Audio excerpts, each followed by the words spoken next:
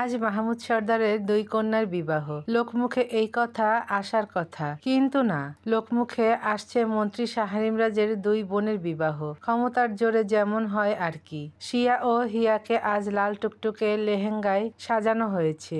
বরাবরের মতোই হিয়ার বধূ সাজের সাথে চশমাটা রয়েই গেল। তাদের পাশে এসে বসলো আদ্র ও রুদ্র। সামনে দাঁড়িয়ে আছেন মাহমুদ সর্দার ও আহান সর্দার। দুই ভাই আজ দুই বেয়াই হবে। মালিনী খান, রাজিয়া এবং শাহানা পারভিন একসাথে একদিকে বসে আছে। কাজী এসেছে অনেকক্ষণ। বিরক্ত হয়ে চেয়ে আছে সবার দিকে, ভাবছে আমার কাজ বিয়ে পড়িয়ে কিছু খেয়ে চলে যাওয়া। এরা আমাকে অপেক্ষা করায় কেন? অবশেষে পাত্র পাত্রীদের দেখা তিনিও মুখে হাসি ফুটালেন। কাজী সাহেব মাহমুদ সর্দারের ইশারা পেয়ে বিয়ে পড়াতে শুরু করার আগে বলেন, আগে কার বিয়েটা দিব?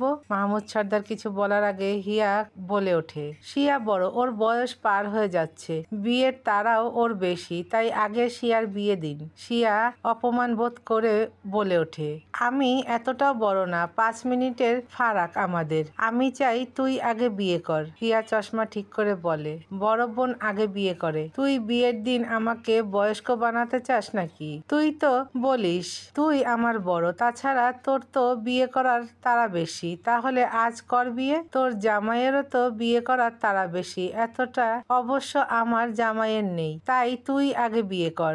বয়স্করা আগে বিয়ে করে। আমার বয়স তোর বয়স একই, শুধু তফাৎ কে আগে কে পরে হয়েছে। আমি আগে হলেও তোর মতো অন্ধ নই। যে অন্ধ হয় সে বুড়ি হয়, তাই তুই আগে বিয়ে করবি। তোর এত থিওরি শুনতে চাই না, আগে বিয়ে ওই ভুটকির হবে। তোকে অন্ধ এমনি এমনি বলি না। এই যে আমি স্লিম হয়েছি, এখনো দেখতে পারলি না? এই যে কাজী আঙ্কেল, তাড়াতাড়ি ওদের বিয়ে দেন। শোনেন কাজী আঙ্কেল, আপনি আগে ওর বিয়েটা দেন। না, আগে তোর বিয়ে হবে। না, আগে তোর বিয়ে হবে। তোর বিয়ে? তোর বিয়ে? না তোর। না না তোর। হিয়া, শিয়া, তর্ক করবি না, আজ আমাদের বিয়ে। ভদ্রভাবে বিয়ে কর। অভদ্র হয়েছিস তুই। কি? আমি অভদ্র? বিয়ের দিন আমাকে অপমান? রাখ, তোর মান আছে নাকি কিছু? এত বড় কথা? ধুর, বিয়েই আমি করব না। যা যা, দেখি কি করতে পারিস। হিয়া এবার উঠে দাঁড়ালো। ঘোমটার শেষ প্রান্ত ধরে চশমা ঠিক করে বলে, তাহলে দেখ, আমি চলেই যাচ্ছি। হিয়া যেতে নিলেও রুদ্র পিছন থেকে লেহেঙ্গার ওড়না ধরে রেখে বলে, আমার কি দোষ? তোদের ঝগড়াতে আমি শাস্তি পাবো কেন? কাজী গলা খাকারি দিয়ে বলেন, কোনেরা কেউ কি এই বিয়েতে রাজি না? রাজ বলে ওঠে, আব্বে শালা পাজি, যদি না হতো বিয়েতে ওরা রাজি, তাহলে কি ডাকতাম তোমাকে এখানে আমি? বিয়েতে কোনেরা ঝগড়া করছে কেন তাহলে? কারণ এটা ওদের রেগুলার রেডিও। মাহমুদ সর্দার রাগ দেখিয়ে বলেন, চুপচাপ বসো। হিয়া বসলে শিয়া হাসি দেয়। আদ্র চোখ ইশারা করে থামতে বলে। মাহমুদ সর্দার জানান, আগে আমার বড় মেয়ে শিয়ার বিয়ে হবে। শিয়া কিছু বলতে নিলে মাহমুদ সর্দার বলেন, তোমরা কেউই বাচ্চা না, সব বিয়ের বয়সী, তাই আজ তোমাদের বিয়ে। এমন বাচ্চামি করবে না। অবশেষে বিয়ে হলো দুই বোনের। সব থেকে শান্তি পেল যেন রুদ্র। বিয়ে পড়ানো শেষ হতেই আসনে হেলান দিয়ে শুয়ে মাথা থেকে বরের টুপি সরালো। চোখ বন্ধ করে বলে, ওরে শান্তি। রাজ দুষ্টু হেসে বলে, শখের নারীকে পেয়ে বলছো ওহ শান্তি? 2 দিন যাক, বুঝবে এই নারী জীবনের আসল অশান্তি।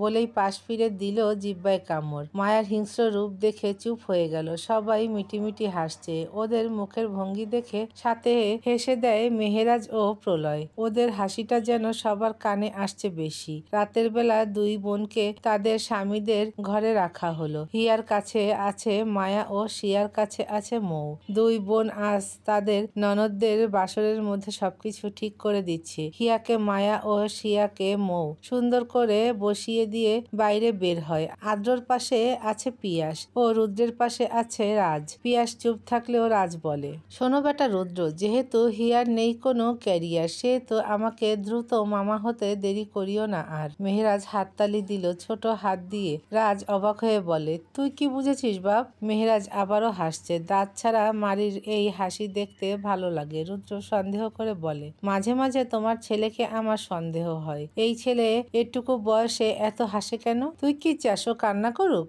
এভাবে হাসতে আমি কোনো বাচ্চাকেই দেখি না। আমার বাচ্চা হাসবে দেখিস, এই হাসি দিয়ে তোর যদি মেয়ে হয় তার মন জয় করবে। আমার মেয়ে, তাও তোমার ছেলের সাথে? কেন, তোর আপত্তি আছে? একদমই না। তোমার মতো শ্বশুর পেলে আমার মেয়ের কপাল খুলবে। নিজে যে রোমান্টিক, না জানি ছেলেকে কতটা বানাও বলেই দুজনে হেসে দেয়। মায়া চোখ ছোট ছোট করে এগিয়ে এসে মেহেরাজকে কোলে নিয়ে বলে, ওদেরকে গুছিয়ে দিয়ে এসেছি বলেই চলে যায়। রাজ উঠে পাঞ্জাবি ঝাড়া দিয়ে বলে, তাহলে আমি যাই আমার বউয়ের সাথে, তোমরাও যাও তোমাদের বউয়ের সাথে। মৌ ও পিয়াস ওদেরকে বিদায় জানিয়ে চলে গেল। আদ্র ও রুদ্র নিজেদের ঘরে গিয়ে দরজা লাগিয়ে দেয়। শিয়ার মুখটা ঘোমটা দিয়ে ঢেকে রাখা। আদ্র ধীর পায়ে এসে ঘোমটা উঠিয়ে বলে, মাশাআল্লাহ। শিয়া মুচকি হাসি দিল। শিয়ার হাতটা ধরে হাতের পাতায় চুম্বন দিয়ে বলে, অতি দ্রুত মা হবার ইচ্ছা আছে নাকি ডাক্তার হয়ে তারপর? শিয়া শক্ত করে জড়িয়ে ধরে আদ্রকে। লজ্জা পেয়েছে মেয়েটা। আদ্র শিয়ার পিঠে হাত রেখে বলে, বলো, বাচ্চা যখন আসতে চাইবে আমি তখনই নিব। আমরা চাইলে দেরিও করতে পারি, আজকাল তো এই ব্যবস্থা আছেই। থামুন। শিয়ার লাজুক সুরে মিনমিন করে বলাতে মৃদু হাসে আদ্র। শিয়া মাঝে ধীরে ধীরে ডুব দিল সে। আজ তার প্রেয়সীর মনকে শান্তি দিবে। অপেক্ষার অবসান ঘটবে দুজনের। রুদ্র ঘরে ঢুকে দেখে হিয়ার মাথায় ঘোমটা দেওয়া। মৃদু হেসে হাতঘড়ি খুলে বলে, ঘোমটা খুলে দিতে হবে হিয়া পাখি? হিয়া ভ্রুকুটি করে বলে, এইটা তো বাসরে করে স্বামী স্ত্রী। বাসর সম্পর্কে পিএইচডি করেছিস বুঝি? তা বাসরে আর কি কি করে শুনি? রুদ্র ভাই, এই বালের ভাই বলে বাসরের মুড নষ্ট করে দিবি না। আই অ্যাম নট ইয়োর ভাইয়া, আই অ্যাম অনলি ইয়োর ছাইয়া। আপনি ঘোমটা উঠাবেন না? উঠাবো। তাহলে আমি উঠাবো?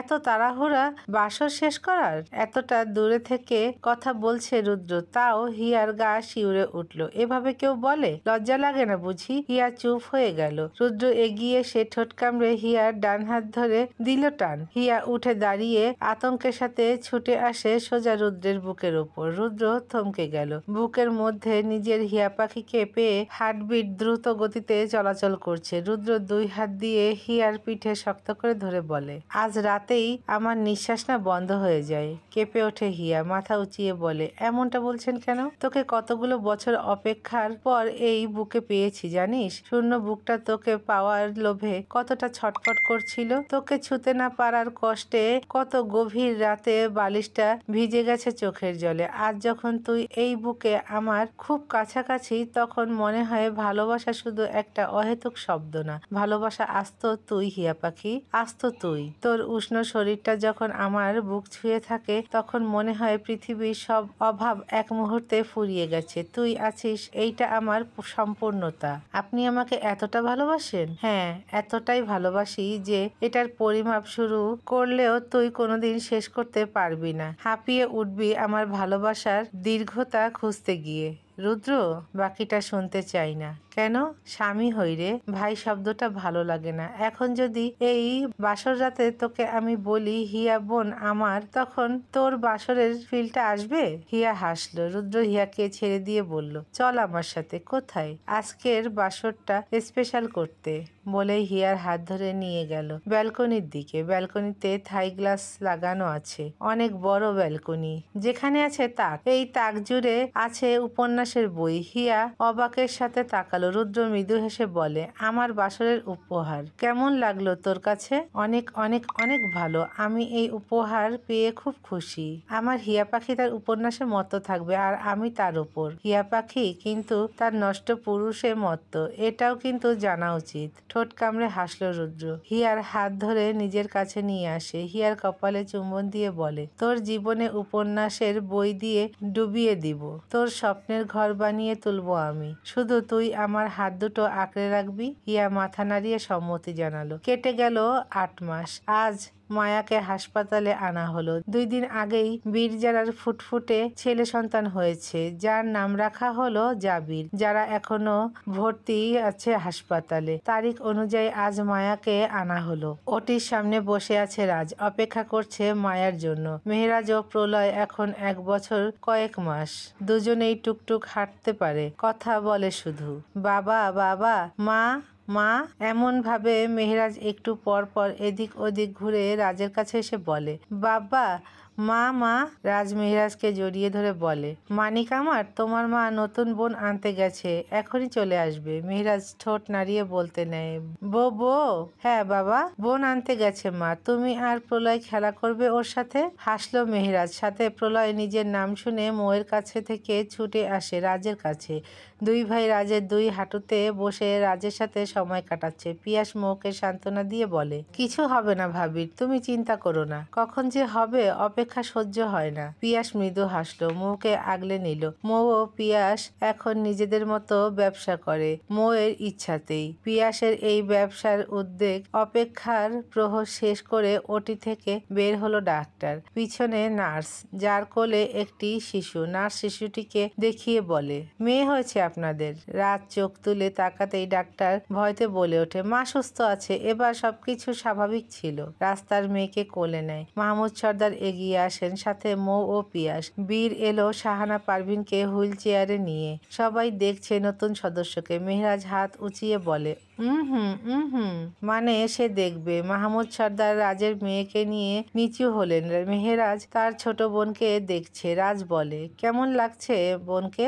মেহেরাজ হাত ধরে দেখে। এদিক প্রলয় বাচ্চাটার পা ধরে। পায়ের নিচে সুড়সুড়ি পেয়ে বাচ্চাটা নড়ে ওঠে। বাম হাত দিয়ে দিল এক থাবা, তাও কিনা প্রলয়ের মুখে। ছোট প্রলয় হা করে দেখে দিল চিৎকার, করে দিল কান্না। কারণ রাজের সদ্য জন্ম নেওয়া মেয়ের হাতের ছোট আঙ্গুলটা প্রলয়ের চোখের মণিতে এসে লাগে। আহামরি কিছুই হয়নি, কিন্তু জ্বলছে চোখটা। মৌ এসে প্রলয়কে কোলে নিয়ে আদর করছে, বুঝিয়ে দেয়, এটা তোমার বোন হয়, তোমার খালামণির মেয়ে। পিয়াস বলে, খালামণি কেন? চাচার মেয়ে। আমার বোন ওর খালামণি, আমার ভাই ওর চাচা। কি ব্যাপার পিউ বেবি, তুমিও কি সর্দারদের ছোঁয়া পেয়ে গেলে? একসাথে থাকতে থাকতে একটু তো ডেমো আসবেই। সবাই হেসে দিল। অবশেষে সবকিছু হাসি খুশি সংসার কাটায় সবাই। তবে বাইরের জগৎ রাজকে সবসময় শান্তিতে থাকতে দেয় না। রাজনীতি জীবনটাই তো এমন, তার ওপর সকল পরিস্থিতির সম্মুখীন হতে হয় তাকে। 6 বছর পর মুখে হাত দিয়ে ভাবান্তর হয়ে সুইমিং পুলে বসে আছে মেহেরাজ। এখন তার বয়স 7, কিন্তু ভাব এমন যে সে তার বাপের থেকেও এগিয়ে। রুদ্র এসে মেহেরাজের কাঁধে হাত রেখে বলে, কিরে চ্যাম্প, যাবি না হাসপাতালে? মেহেরাজ ভাবুক হয়ে বলে, আচ্ছা ছোট বাবা, তোমার বাবু আসার পর ছোট মা আমাকে আদর করা থামিয়ে দিবে কেন? রুদ্র অবাক হয়ে বলে, এমন কেন মনে হলো? মা বাবা তো কাজে ব্যস্ত থাকে, একমাত্র ছোট মা আমাকে দেখতো, আমাকে আগলে রাখতো। আজ তারও বাচ্চা হবে, আমার খারাপ লাগছে। আরে যে আসবে সে তোর খেলার সাথী। খেলার সাথী? যেমনটা প্রলয়, মেহেনুর, জাবির আর সিজুকা তুই একসাথে খেলিস তেমন। কিন্তু ছোট মা নাকি আমাকে যেভাবে খাইয়ে দিত, আমার সাথে গল্প করত, ঘুম পাড়িয়ে দিত, এগুলো করবে নাকি? কে বলেছে? জাবির মাস্তান। ওরে মজা করে বলেছে। তুই রেগে যাচ্ছিস কেন? চল, তোর ছোট মা তোর জন্য অপেক্ষা করছে। তবুও মন খারাপ করে বসে আছে মেহেরাজ। যাবে না হিয়ার অপারেশনে? হিয়া যে কিনা মায়ের মতো আদর করে সময় দিত, সেও একটু পর ব্যস্ত হবে। যেমনটা সিজুকাকে পেয়ে শিয়া ভুলে গেছে প্রলয়কে। সিজুকা হলো শিয়া আর আদ্রের 3 বছরের মেয়ে। মেহেনুর হলো মায়া রাজের মেয়ে। এতদিনে সবার পরিবার সম্পূর্ণ হলেও হিয়ার সম্ভব হয়নি। কনসিভ হতে সমস্যা হয়। রুদ্রের ভালোবাসা ও সহযোগিতা পেয়ে হিয়া ভয় না পেয়ে চিকিৎসা করে। অনেক অপেক্ষার পর সে মা হবার খবর পায়। আজ সেই খুশিতে সবাই আনন্দ করছে। একপাশে রাগ হয়ে আছে মেহেরাজ, যাকে দেখতে না পেয়ে হিয়া ছটফট করছে। যতই সে মা হবার জন্য হাসপাতালে যাওয়ার প্রস্তুতি নিক, মেহেরাজ তার কলিজার টুকরা, তাকে ভুলবে না সে। নিজে মা হতে পারছিল না বলেই শূন্যতা কাটাতে মেহেরাজকে আগলে নিয়েছিল। আজকে কিভাবে ছাড়ে তাকে? রুদ্র যখন দেখলো এই ছেলে উঠবে না, তখন মেহেরাজকে বগল দাবা করে নিয়ে গেল। মেহেরাজ চিল্লিয়ে বলে, ছোট বাবা ছাড়ো আমাকে, আমি তোমার বাচ্চাকে দেখবো না, ও এসেই আমার ভালোবাসায় ভাগ বসাবে। হাত পা লাফাতে থাকে মেহেরাজ। রুদ্র শুনল না ওর কথা। ঘরের মধ্যে আনলে মায়া ওর চিৎকার শুনে বলে, কিসের ভালোবাসায় ভাগ বসাবে? এই যে ছোট মায়ের কুমড়ো পেটে যে আছে, সে আমার ভালোবাসা কেড়ে নিবে। রাজ এগিয়ে এসে বলে, ভালোবাসার মানে জানিস? কেন জানবো না, আমি তো তোমারই ছেলে। তুমিই তো সারাদিন মাকে সুযোগ পেলেই বলো ভালোবাসি। আমি জানি ভালোবাসা কি। কি? মাহমুদ সর্দার কপাল চাপড়ে বলেন, এতদিন ছেলে ছিল, এবার নাতিটাও শুরু হলো। মায়া চোখ রাঙিয়ে বলে, মুখ সামলে কথা বলো মেহেরাজ, নতুন সদস্য আসবে, কোনো খারাপ ব্যবহার যেন না শুনি। নতুন সদস্য আসতে না আসতেই মেহেরাজকে শাসন করে মায়া, কান্না করে বলে, আমি থাকবো না, চলে যাব আমি। মায়া এখনো চোখ রাঙিয়ে আছে। হিয়া সোফায় বসা অবস্থায় হাত বাড়িয়ে বলে, বাবা মেহেরাজ, নতুন সদস্য আসলেও তুমি আমার ভালোবাসা পাবে, তোমার নতুন বোন তোমাকে ভালোবাসবে, তোমার ভালোবাসা আরো বাড়বে। আমার ভালোবাসা বাড়বে? হ্যাঁ। মেহেরাজ এসে হিয়ার পেটের ওপর কান রেখে বলে, শোন, তুই আমাকে ভালোবাসবি, না হলে আমি তোকে পিটাবো। রুদ্রের গাল হা হয়ে গেল। মায়া কিছু বলতে নিবে শাহানা পারভীন জানান, বকলেই বাচ্চারা সঠিক পথে আসে না, ওদেরকে ঠান্ডা মাথায় বোঝাতে হয়। মায়া শান্ত হয়। এদিকে হিয়ার পেটে থাকা বাচ্চাটা হিয়াকে দিল কি, যেটা লাগলো সোজা মেহেরাজের কানের গোড়ায়। বেচারা বুঝতে পারলো তার ভালোবাসা দেওয়া ব্যক্তিটি পৃথিবীতে ডাউনলোড হবার আগেই তাকে লাথি মেরেছে। কানের গোড়ায় হাত রেখে বলে, আমাকে লাথি দিল? হিয়া এবার কান্না শুরু করে ব্যথায়। সময় হয়ে এসেছে। হিয়াকে ছটফট করতে দেখে মালিনী এগিয়ে এসে হিয়ার হাত মালিশ করে। ড্রাইভার গাড়ি নিয়ে আসতেই রুদ্র হিয়াকে কোলে নিয়ে চলে গেল গাড়িতে। রুদ্র বসার পরে হিয়ার অন্য পাশে এসে বসে মেহেরাজ, বলে, তোমার কুমড়ো পেটের মধ্যে থাকা বাচ্চাটা আমাকে লাথি মেরেছে, আমি মাফ করে দিলাম, আমাকে ভালোবাসা দিলেই হবে। রুদ্র ধমক দিয়ে বলে, চুপ থাক, আমার বউয়ের পেন উঠেছে এখন।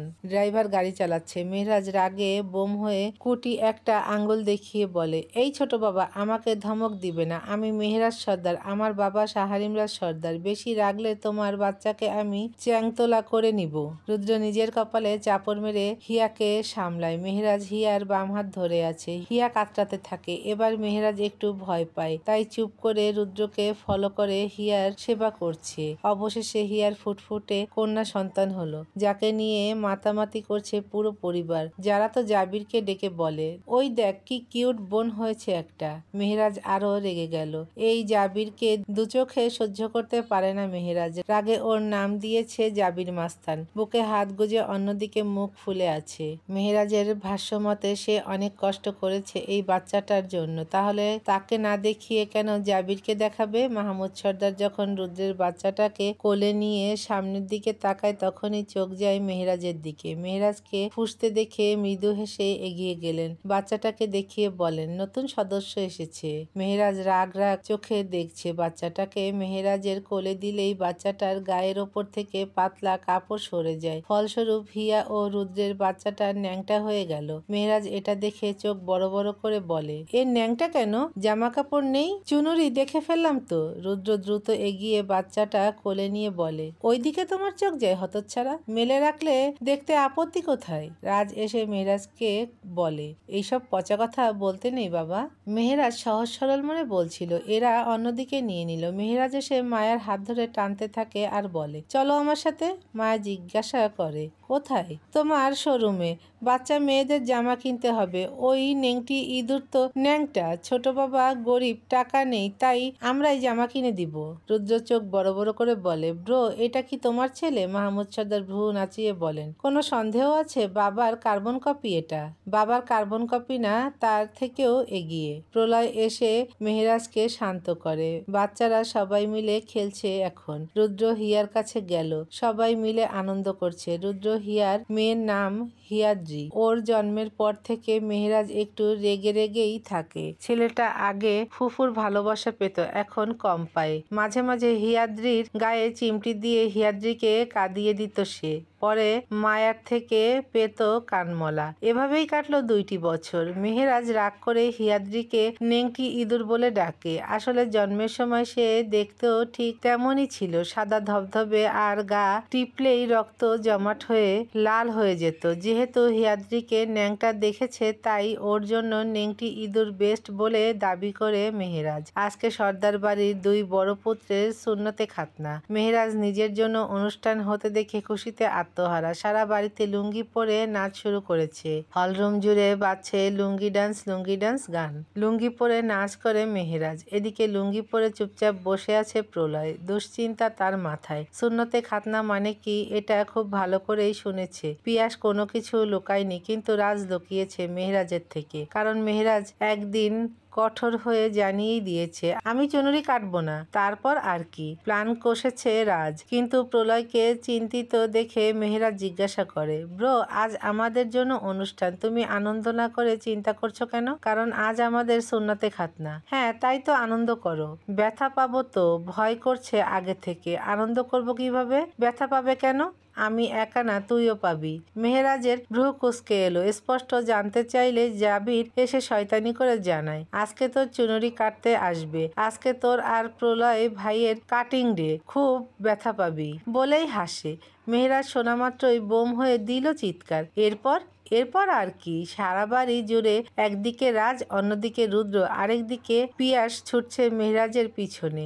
মেহেরাজ তো বাড়ির সামনের বাগানে যেদিকে পারছে দৌড় ধরা যেত, যদি এক সোজা দৌড়াতো। ছেলেটা হয়েছে অতিরিক্ত বুদ্ধিমান, এদিক ওদিক দৌড়ানোর কারণেই ধরা সম্ভব না। অনেক কষ্টে মেহেরাজকে ধরল রাজ। বলে, আমি তো বাপ হই, এত সহজ আমার সাথে জেতা? মেহেরাজ নিজেকে ছাড়ানোর ব্যর্থ চেষ্টা করে বলে, আমি কাটিং ডে পালন করব না, ছাড়ো, বাঁচাও আমাকে কেউ। আমার বাবা আমার হিসু জায়গা কেটে দিবে। চুপ, তোর বয়সে আমি এত বাদর ছিলাম না। আমি কি করব এগুলো জেনে? আমি কাটবো না, হিসু করতে কষ্ট হবে। কান্না করে দিল মেহেরাজ। অনেক কষ্টে মায়া এসে সামলালো। যখন হাকিম আসে দুজনের সামনেই দুই ভাই ভয়ে কান্না শুরু করে। মেহেরাজ ও প্রলয়ের কান্না দেখে হিয়াদ্রি ছুটে এসে অবাক হয়ে দেখছে। মেয়েটার বয়স 2 বছর, কিছুই বুঝে না সে। কিন্তু এই পরিস্থিতিতে মেহেরাজের মনে হলো তার লেংটি ইঁদুর সব বুঝে। চিৎকার করে বলে, সামনে থেকে যা তুই, এখানে কোনো মেয়ে মানুষ নেই, আমার মাও নেই, তুইও থাকবি না। হিয়াদ্রি পলক না নামিয়ে দেখছে এদিকে। মেহেরাজ ক্ষেপে বলে, তুই যাবি নাকি তোর চুনুরি আমি কেটে দিব?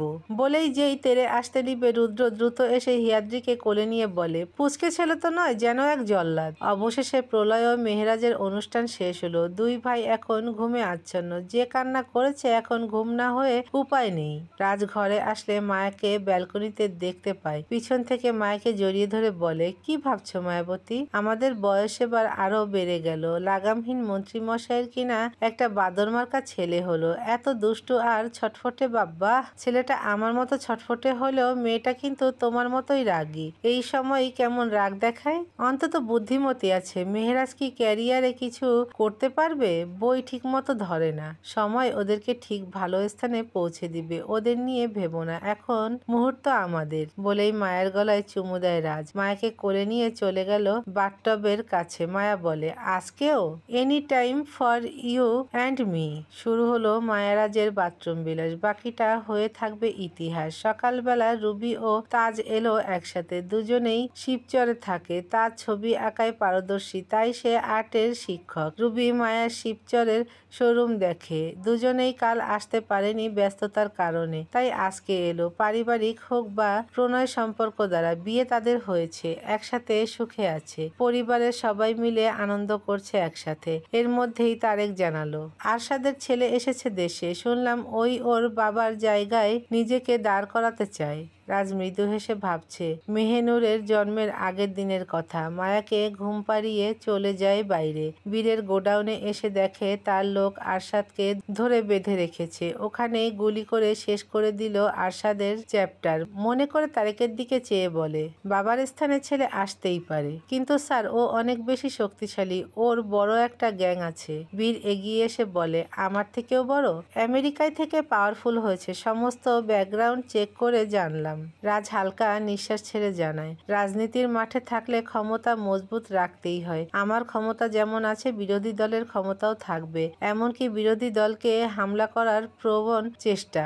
বিশেষ দ্রষ্টব্য, মায়াবতীর ইচ্ছা শব্দটা শুনতে যতটা সহজ, ইচ্ছা পূরণ হওয়া ততটা কঠিন। কারণ আমাদের ইচ্ছা কখনো নির্দিষ্ট একটা থাকে না, ইচ্ছা থাকে একাধিক। মন্ত্রী মশাইয়ের মায়াবতীর ইচ্ছা ঠিক তেমনই। বাবাকে শিক্ষা দিতে গিয়ে জীবনের প্রত্যেকটা পদে এক এক জালিমের সম্মুখীন হতে হয়, তাদেরকে শেষ করে দেবার আলাদা ইচ্ছা মায়ার জন্মেছে নতুন রূপে। এখন মায়াবতীর ইচ্ছা তার স্বামী সন্তান নিয়ে সুখে সংসার করা, এটা তার জন্য খুব কঠিন। রাজ একজন মন্ত্রী যার শত্রুর অভাব নেই, একের পর এক শত্রুর আগমন হবেই, কিন্তু তার ওপর মায়াবতীর ইচ্ছা পূরণ হবেই। গল্প থেমে যায়, কিন্তু জীবন চলে মৃত্যু অবধি। হয়তো এরপরও মায়ারাজের জীবনে নতুন শত্রুর আগমন হবে, হয়তো হয়েছে আজ থেকে, সবকিছু মোকাবিলা করে দিন শেষে একটু বাথরুম বিলাসে নিজেদের প্রশান্তি দিবে রাজ ও তার মায়াবতী। যত যাই হোক, বাথরুম বিলাস থামবে না। এটা শাহরিম রাজের আরামদায়ক স্থান। মায়ার অবর্তমানে